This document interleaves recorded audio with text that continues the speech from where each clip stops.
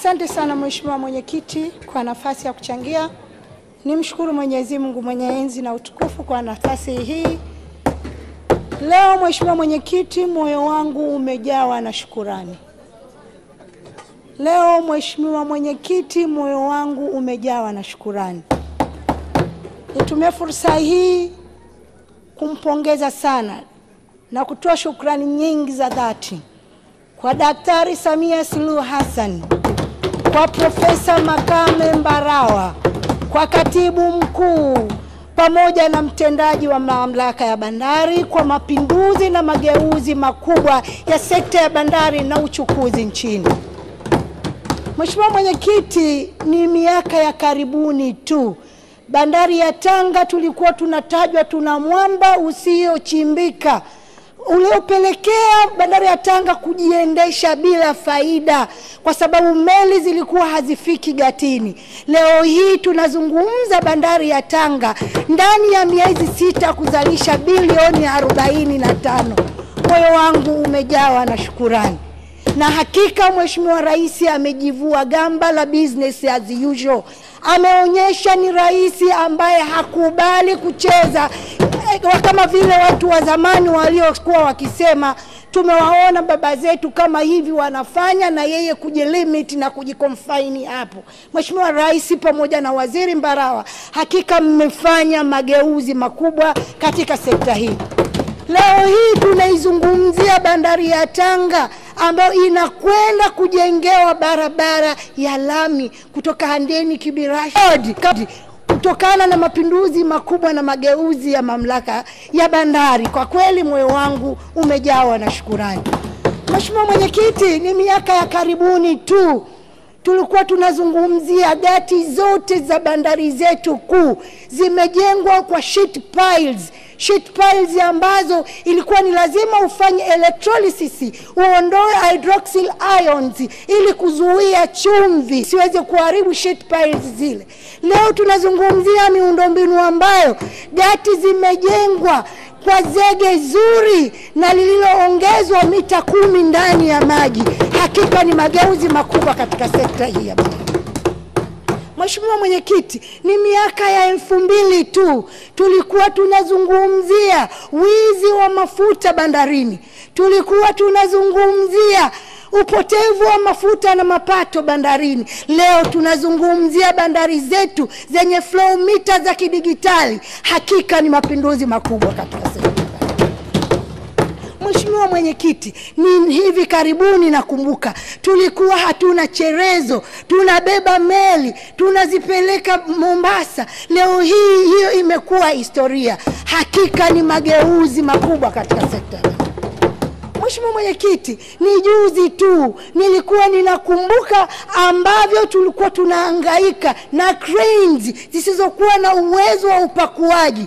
Tunatumia cranes ambao mara kwa mara vinaharibika. Tunapoteza fedha nyingi kwenye matengenezo. Leo hii tunazungumzia ship to shore grant cranes ambazo zinaweza kuingia zenyewe mita 50 ndani ya maji kutokana na rail space yake. Hakika ni mageuzi makubwa kwenye sekta ya bandari.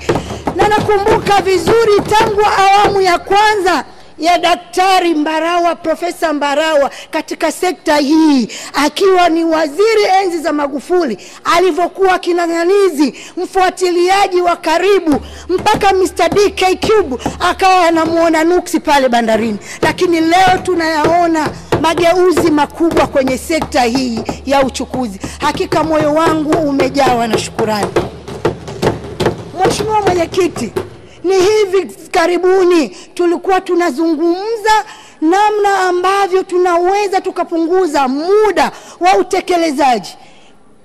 Ili mtu ambaye yuko kwenye hoteli anakunywa kikombe chake cha kahawa anaiona meli yake namna ambavyo inasogea kwenye gati na namna ambavyo inahudumiwa. Leo tumeingiza tehama katika utekelezaji wa shughuli za kibandari na tunayaona mafanikio yake. Moyo wangu umejawa na shukrani. Mheshimiwa Mwenyekiti, Kiukweli ninaona fahari kubwa kwa mapinduzi makubwa yaliyofanyika katika sekta hii ya bandari, na kipekee hili la kuhakikisha tumepata private sector kuweza kuiendesha bandari. Vijana wa bandari walikuwa wanabembelezwa kuingia DP World, mpaka mkurugenzi mkuu anawaongezea mishahara, nendeni mkahudumu. Kwa kweli ni mapinduzi makubwa. Ni mapinduzi makubwa kwa sababu mimi nimekuwa pale, nilikuwa naona treatment ya wafanyakazi ikoje. Leo hii bandari imetulia. Hakika ni mapinduzi makubwa, na nipongezi kwake kijana ambaye yuko very well composed. Plasdus Mbosa anafanya kazi kubwa vizuri zaidi, na niwaambie vijana wengine mlioaminiwa katika nafasi hizi, jitahidini kujifunza kupitia Mbosa. Yuko very well composed na bandari imetulia. Bandari ya juzi ilivyokuwa sio bandari iliyopo sasa hivi. Hakika mmeleta mageuzi makubwa ya kiuchumi. Mheshimiwa Mwenyekiti, naomba nikumbushe, nilisema haya wakati wa awamu yangu ya kwanza au mchango wangu wa kwanza katika sekta ya bandari. Leo nakwenda kutimiza miaka 5.